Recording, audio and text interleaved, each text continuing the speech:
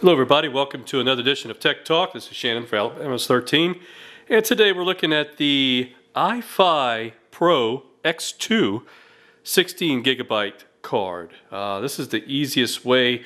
If you take pictures on your camera and like to get it right on your computer or smartphone or device, this is the easiest way. It works through Wi-Fi, so that you take a picture on your camera and it wirelessly sends it to the destination of your choice, being your laptop, your camera, or device, your laptop or your device, whatever like that. So anyway, it's a Class 10 memory card. It's got twice the storage of the former Pro X2 cards with faster read and write speeds. It also has direct mode where you can wirelessly connect your camera to social networks wherever you might be. Some of the specs on this thing is that you could upload anywhere. You go to your home computer, smartphone, tablet, wirelessly over a Wi-Fi network.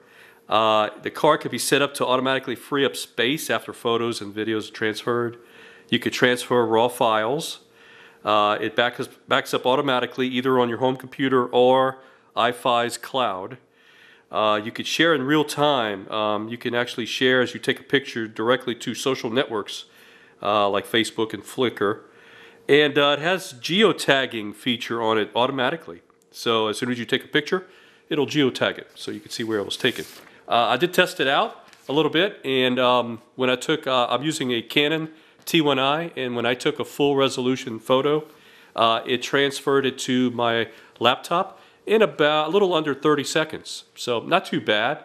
However, if you have about 100 or 200 photos you want to transfer, it's going to take a little while, so just keep that in mind. But there you go. That was a quick review of the iFi Pro X2 16 gigabyte card.